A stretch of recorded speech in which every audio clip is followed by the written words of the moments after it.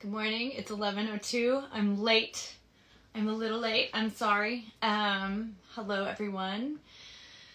We are going live with Thatcher Wine of Juniper Books and Kelly Mickle of Towwn, my co-founder. And we are going to be talking about monotasking today, which I'm really excited about.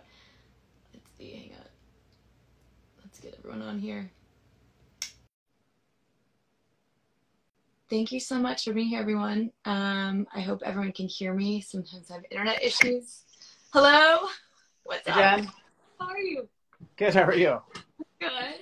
Can you hear me okay? I can, yeah. Okay, sorry, my internet is just, you never know what you're going to get some days, so I apologize. Let me get Town. No, it seems to be working perfectly. Okay, good. I have the little ring light circles in my eyes, but... Same. I had glasses on. And then I realized the whole time I was reflecting the ring. Yeah, all right. Maybe I'll take them off, so... Oh, no, you're fine. Well, that's what I usually do. No, I can't. I'll just sit closer. I'm in the same boat. I'm like, what is that? Hi. Hey, Kelly. Hi, how are you? Good, how are you? Good. So excited to be here. Thatcher, I've been a huge fan of yours for years now. As you can see, we have some Juniper books all along the bookshelves. This guy, bookshelf throughout our house, and this is all you're doing. You are. I love it. Yeah, love seeing the Lord of the Rings set there, and you have the Henry James and a whole bunch of other really good classics and great books. Yeah. Yeah, I think it's my go-to whenever we have a gift. Whenever it's a holiday or we need a gift, Juniper Books is always our go-to, and we were so excited when you came out with your own book. So Kelly, if you want to quickly introduce yourself, because we've been talking a lot about why this book is so great, especially for Earth Month. Yourself really fast. Yeah, so I'm Kelly, for those of you who don't know me, and I'm one of the co-founders of Towwn with Jen. I've also worked for years as a reporter, and I am a mom to a 4- and 6-year-old, so I feel like I'm a chronic multitasker who is terrible at multitasking. So this book is kind of a really spoke to me. I feel like I am in desperate need of help just stopping all of the multitasking and learning to do one thing at a time. I think especially this month is Earth Month, so it's very busy here around town where we're focused on sustainability, and there's lots of things that we're excited to do with everyone this month, lots of activities planned. And so it really feels like the perfect way to kind of kick off this busy month by learning how to take one thing at a time and do one thing at a time better. So we're just really excited to be here with you and dive into your book and share that with everyone, because it's already kind of changed the way that I look at the world. And I would love for you to kind of share a little bit of your journey and how you started writing about monotasking and what is monotasking for people who aren't familiar with it. Yeah. So monotasking, the most simple answer is that it's the opposite of multitasking, which you mentioned in your introduction. Thank you. So we all know what multitasking is, right? We all habitually do it all the time. A lot of it's enabled by our phones. I was like looking for my phone, but of course it's right here. I was like, did I put my phone away while I was doing this interview? But no, we're on the phones. So yeah, I mean, everything in our lives encourages us to multitask these days. Our phones make us think we're good at it. They enable us to switch from app to app. We're on all these Zoom calls and doing work on our computers, and the world is really demanding, right?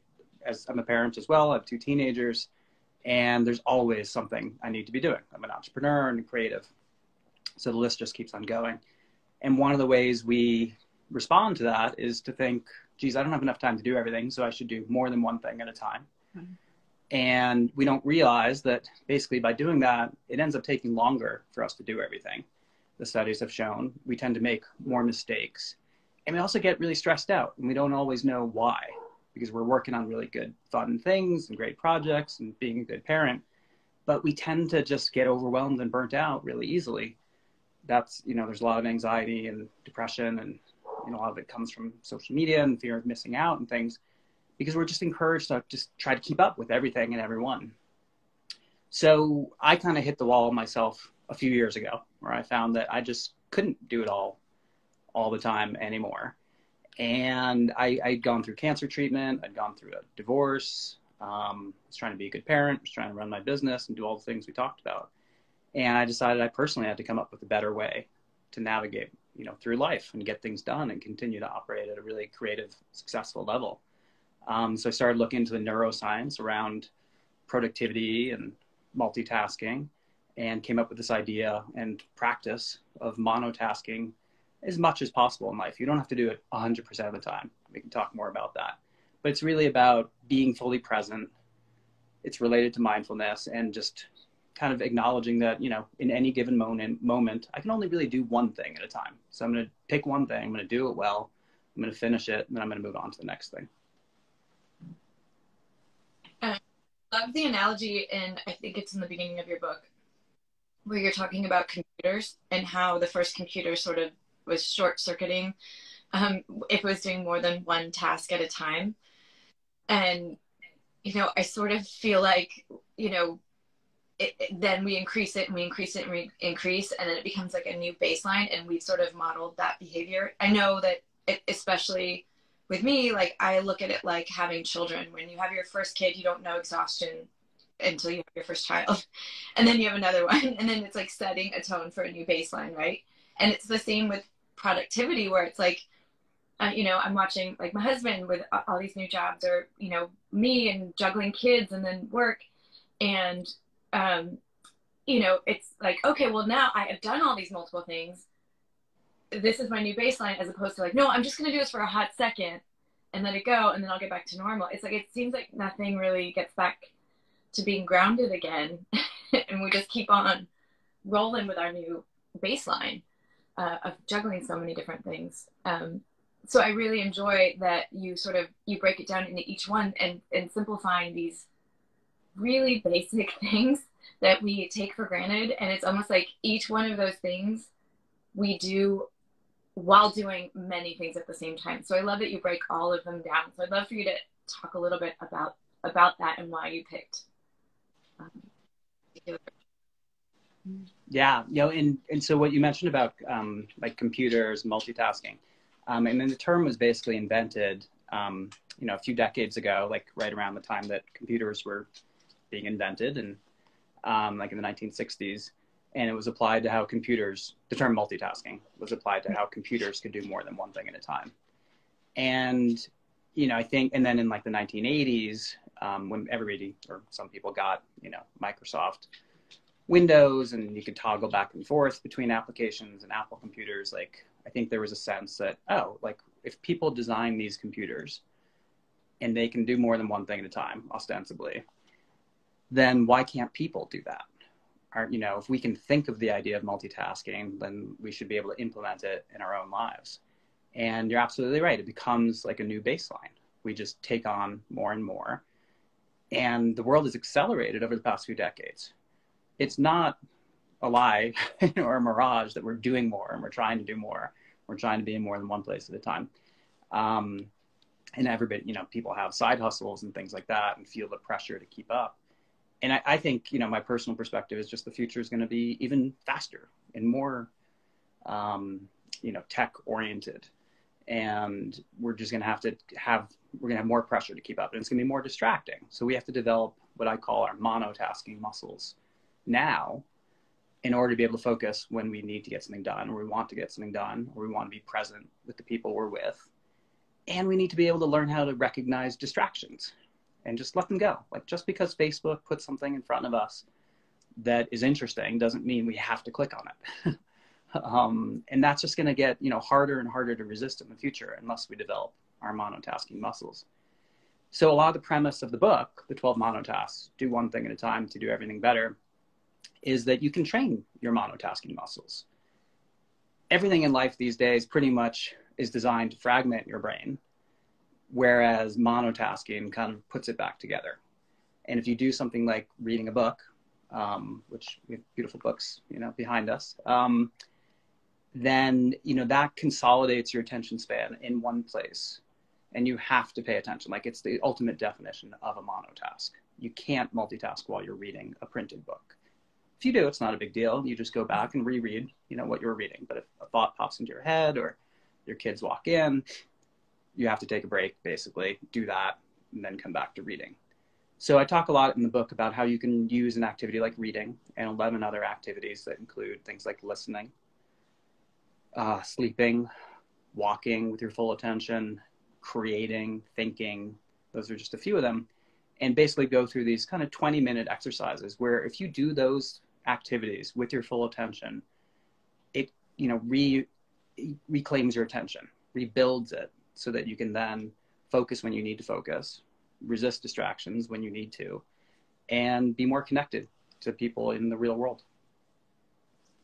Yeah, I found the book all of the different topics and the concepts of it really reminded me a lot of meditation. And how do you feel like monotasking kind of connects to that idea of mindfulness and meditation? So monotasking, mindfulness, and meditation, the 3 M's, if you will, are all, you know, pretty highly related. I decided to, like, even though I've been into meditation and yoga and, you know, a lot of practices like that for a couple of decades now, I decided with the book to make it like super secular, if you will, and just accessible to everyone. I didn't want anybody to feel like, oh, this is a spiritual practice, or this is too, you know, this conflicts with my other beliefs, or I need a guru or something to practice it. I want to make it super practical and just have it be, you know, people are, instead of saying I need to meditate more, just be like, no, am I doing more than one thing at a time? Or can I focus on one? Focusing on one, does that work for you? Does it make you more productive? Does it make you happier? Great, do more of it. It's nothing to do with, you know, spirituality, unless you want it to basically, if you want to monotask that, for example. And the benefits are basically the same with meditation and monotasking. The other thing is that you can monotask anything. You can't necessarily meditate, you know, on a Zoom call. I mean, you can if the Zoom call is about meditation, but if it's a work call, it might be hard. But you can monotask anything. You can decide to pay attention to one thing at a time. Being a parent, walking your dog, going for a bike ride, getting your work done, painting, making music, anything. You can just decide, I'm gonna do this one thing at a time.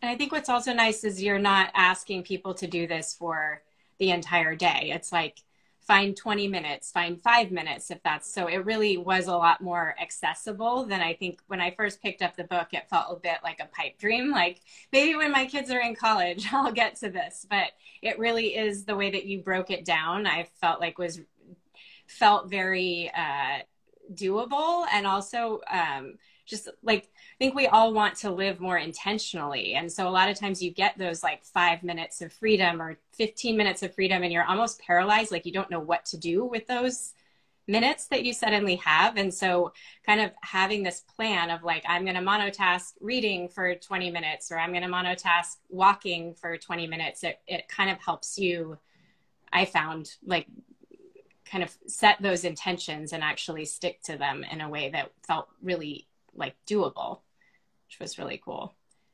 Yeah, I'm sorry. Go ahead, finish, Kelly. No, go ahead. Oh, I was gonna say, yeah, I'm happy you made that observation. Like, I want it to be super accessible at any time of the day. Like, you don't have to wake up and do it, or, you know, go to a class at the end of the day, or, you know, just go on the weekends or go once a year and do it. So you can do it anywhere. It's accessible, and you don't have to do it all day, like you said. So even if you just, like, I've started, instead of reaching for my phone when I wake up, I reach for a book and I try to read for 20 minutes before I get out of bed. And just like that simple act, like, starts my day off on a really good footing. Like, I feel more settled. My ability to pay more attention during the day is much better. It doesn't start by like clicking, you know, from here to here to here. Mm-hmm. And we all have a few minutes that we can find here and there. The other thing is that I don't think we realize how much time we're losing when we multitask. We think we're getting more done. It looks like we're getting more done. Looks like we're busy.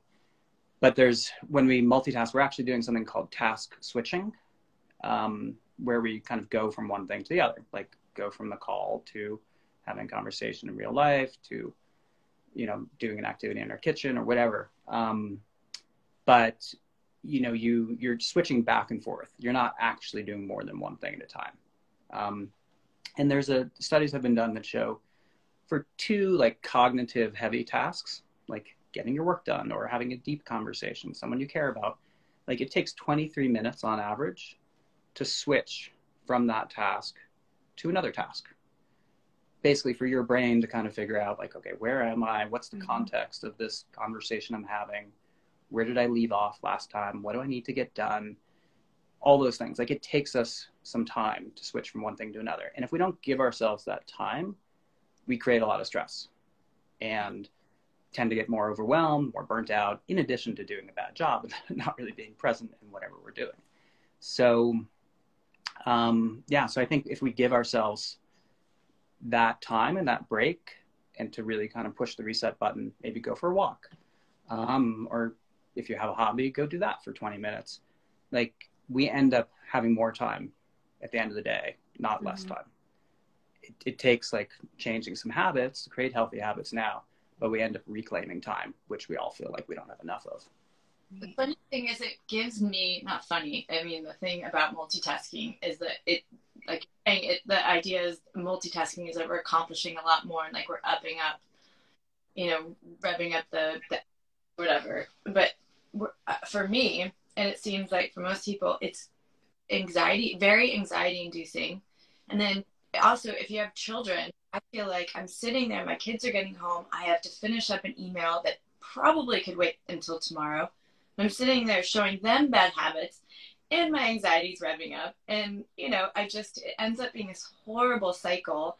And I really love in your book, you talk about the calming effects and then also your examples of using them, like reading to your children.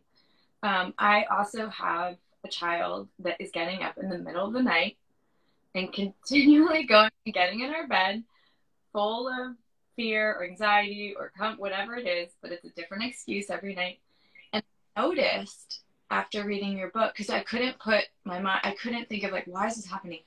And not that it has to do with reading every night, but I have noticed when I'm consistent and sitting down and having that routine of reading a book, then she usually sleeps through the night. Like that wind down process of the routine of it, the brushing the teeth, the going to the bathroom. Okay, let's pick out 2 books, which are usually from Juniper. And taking at least 20 minutes. And I feel like those 20 minutes are 20 minutes that sometimes I'm like, I have to get something done, but I'll never get that time back with my kids. And then my evening is also going to go so much more smoothly because now she's more likely to sleep through the night. And so I really like that you put those examples in there too, because I feel like, oh, behave like this and do these things, but like, no, these are the effects that come with that. And this is how you put it to use. So I found that really helpful. And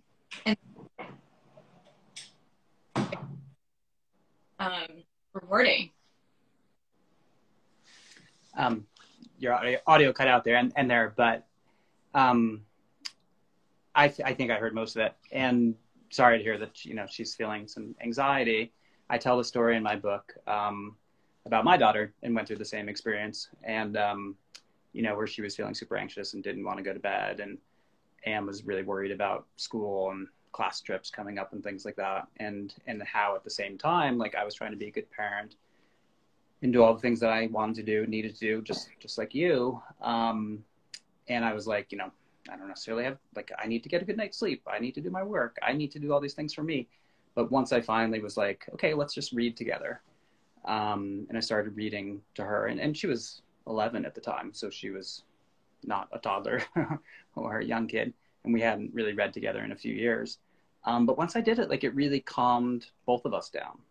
And neither of us could do anything else besides for me to read the book and for her to listen. And she got a great night's sleep. I decided just to go to bed and then, basically started monotasking from that point forward and realized the real true benefits of it. And a lot of times now, like when we feel like we least have the amount of time to go for a walk or take a nap or read a book, like that's when we should do it. Mm-hmm. Because the benefits are going to be so much more. There was some quote from a few hundred years ago that was like, if you Everybody should meditate for, let's say, 20 minutes a day, and if you don't have time, you should meditate for an hour. And it's, I love the sentiment of that. That's like, when you think you're the most stressed out and you couldn't possibly do everything, like you actually need to take a break and reset, and you'll end up getting more done and feeling better about it along the way. And now for you, what monotasks did you struggle with the most? What was the hardest in your book for you to learn how to do? I'd say probably the two are sleeping and playing.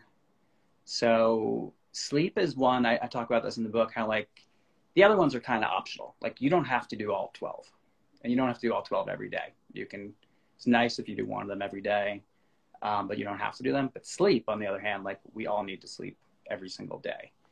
And you can make progress, and then I think everybody knows you take a few steps back, and like the things that worked don't work anymore. You get a terrible night's sleep. So it's definitely been a journey for me to make the micro adjustments to my bed. I create this pillow fort that I talk about in the book, where I like figured out a few years ago that if I like wedge myself in with heavy pillows, I sleep much better. And things like that, kind of preparing to get a good night's sleep, and then also not reaching for your phone in the middle of the night, and like having that wake you up and agitate you. Playing, I'm really good at playing now. A few years ago, like when I felt like I had just way too much going on, I was recovering from the health stuff and the divorce, and trying to, run the business and do everything. I couldn't really detach and go enjoy myself at a concert. And every time I went out for a bike ride or something, like I would just think about work. So I've really separated the two with this concept of monotasking, basically saying, what am I doing? What's my primary task? Give that my full attention to that.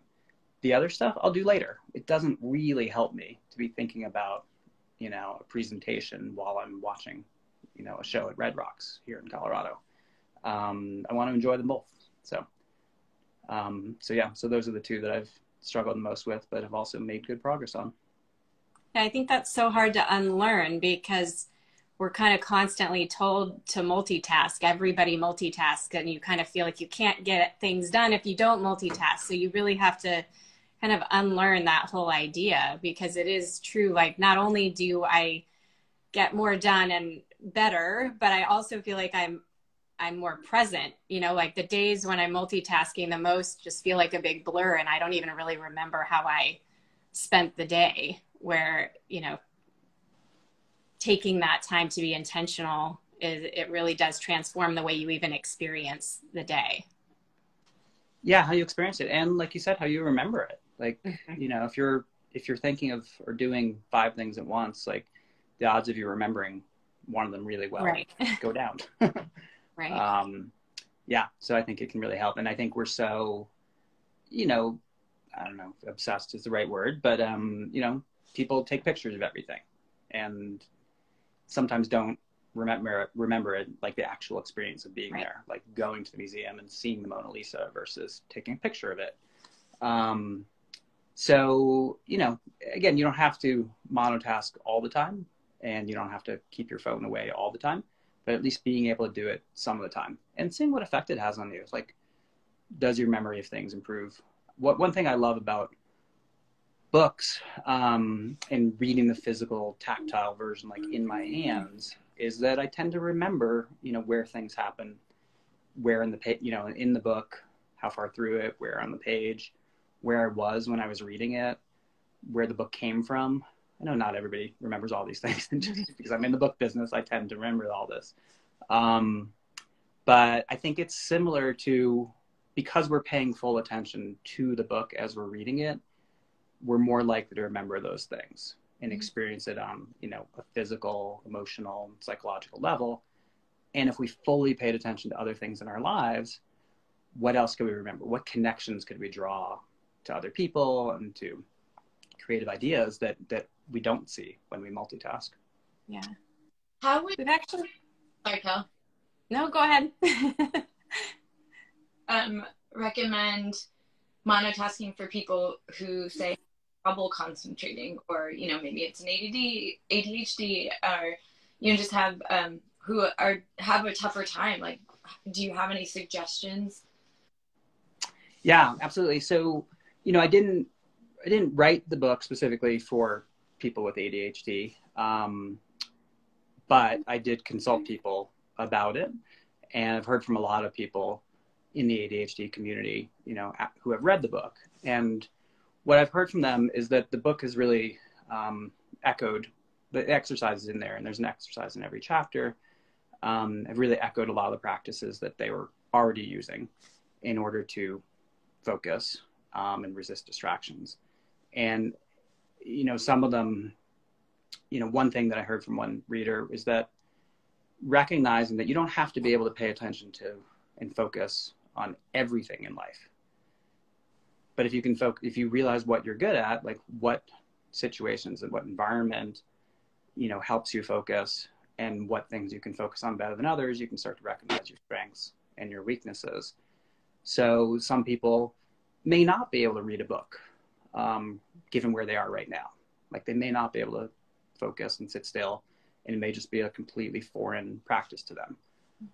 But realizing that like going for a walk and paying attention to the sights and the sounds and the smells, like that's a form of attention and focus. Or like we talked about, going to a concert and being able to just be fully present. Like if you realize, how you're able to pay attention and when you can best resist distractions, you can strengthen those monotasking muscles. And then you might be able to come back to read a book, or, take a lecture class at school and be able to sit through it better. And then and the converse is, if you're always doing things that fragment your attention, like TikTok, not to pick on any activity, but my daughter loves TikTok. And then, so if we do TikTok all day and then we wonder, why can't I pay attention? Well, you're doing something that's like fragmenting your attention to ever smaller and smaller increments. It's not that you never, you can't do that. It's just you have to counterbalance it. You have to do something, like figure out what works for you to strengthen your attention, do a little bit more of it, and then come back and do other things and try them out, because we're all changing all the time and growing, and we're capable of learning and rebuilding some of these muscles that we've let atrophy. Yeah, well, a lot of people are writing in who have ADHD and are saying like they found your book really helpful. Comments now as I'm multitasking. I can't read the comments while having this conversation, so I'm glad you are.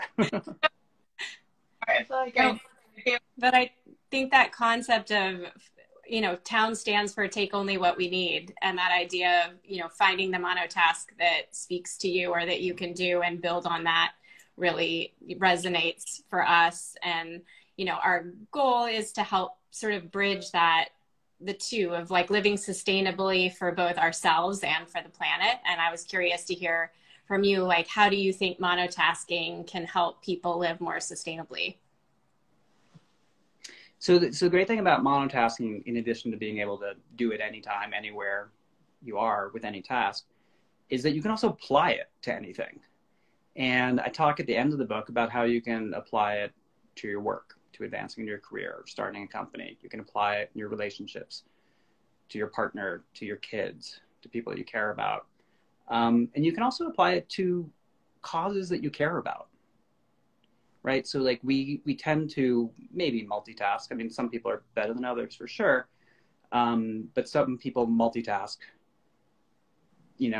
they're interested in the environment or whatever. It's just like, I'm just going to write a check. I'm just going to, do this one thing while I do something else. I'm going to recycle, whatever. But do we ever like really sit down and focus and say like, how can I create the most impact on my life and on the world? How can I see the values, manifested in the world that I care about? So I think you can definitely monotask volunteering. You can monotask making a change, in your shopping and your recycling and, other things that are good for you and your household and the environment. You can apply it to anything really. And, but it takes attention. Like the things that we care about and we want to change, we have to pay attention to. Can't just leave it to somebody else to do all the work for us.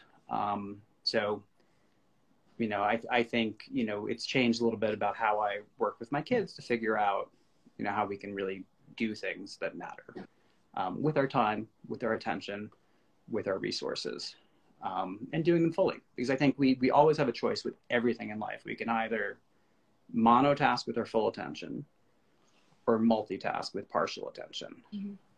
And you can just recognize in any moment you're in, like, which one am I doing? Which one does this deserve me to do? And if it's something that's important, some change you want to see, some relationship you want to grow, some, thing you want to advance in your life, like, monotask it and it'll work. You'll do it better. You'll have more fun. You'll be more connected. And other times, if you want to decide to just like sit on the couch at the end of a long day and, have your dinner there and watch Netflix and, text with a friend, that's totally fine too. Like, just have the choice be yours, not have it be made for you by tech companies and other people. Absolutely. I mean, I just really love that all of this is about sustaining yourself in a lot of ways and giving yourself permission to do so, simplifying and letting yourself, okay, just to focus on listening, eating, like, take your food, enjoy what it's like. Don't just eat while, on your phone or, we're so distracted, and pay attention to when you're full, or, go on a walk. What did I see that's new today? So I feel like it really does go hand in hand with sustainability and sustaining ourselves, because once we feel like we're in a place and in a good place, it's also easier to give back to the planet as well. So I just feel like this is like a perfect harmony for both of our platforms, and we're so grateful to be here and having this discussion.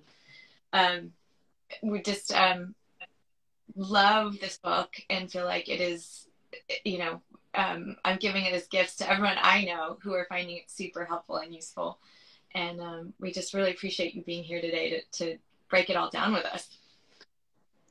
Well, we love it so much that we want to do a little challenge for the month. So later this week, if you guys check back in on Friday with us, we're going to be launching our first monotask challenge. And you guys can follow along with us. We're all going to do it together and then check back in with each other the next week and see how we did. And each week we'll be giving you a new monotask to try. And please comment or message us. Let us know what you're interested in, what you're struggling with monotasks. And we'll check back in with Thatcher and see how we can all get better at exercising our monotasking muscles. But yeah, we've been thrilled with this book, and we're just excited to actually like dive into it together and do it as like a group kind of activity challenge for the town community. Awesome. Yeah, I'd love to hear it. And thank you both for your time and attention and the great questions. And thanks to everyone out there listening and asking the questions too, which I try not to multitask looking at, but, but they look great. Everyone get yeah. your book. So the full title is The 12 Monotasks, Do One Thing at a Time to Do Everything Better. In my business that we mentioned a little bit is called Juniper Books. So if people want a signed copy, they can go to juniperbooks.com and order it. And other copies are available from independent bookstores and Amazon and everyone, Barnes & Noble. And if you want to learn more about monotasking in general, there's a companion site to the book called monotasking.tips. And where should people follow you? Like on Instagram, is there a monotasking tips account as well? Should they follow your account? What's the best way to kind of stay up to date? There are two accounts. So the monotasking.tips account is on Instagram, is like a quick reference sheet. Like if you want to know, hey, what are the 12 monotasks? And, just like, how can I drop into one of them right now? You can do quick reference to that account. And then Thatcher Wine on Instagram, my name, is the one that I post to semi-regularly. It's not that regular lately. But that, and if people want to reach me, they're welcome to message me and ask more questions through there. Awesome. Thank you so much. It's just been such a treat and a great way to start off, not Monday, but also Earth Month. So I'm really excited to put our practice in use and start our challenge on Friday. So yeah, thanks Kelly. Reminding me and everyone else that we have, we're starting our monotasking challenges on Friday. So stay tuned for that. I look forward to it. Thanks so much. Thanks, everyone. Bye. Yeah, Bye. and there is an audiobook version too. I just saw that question. Oh, yeah. Oh, And good. and there's an ebook version too. So any reading and consumption of information and self-improvement stuff is great. Start with any format you want, and then hopefully over time read more printed books too. Yeah. Cool. Thanks. Thank All you. right, bye. Bye.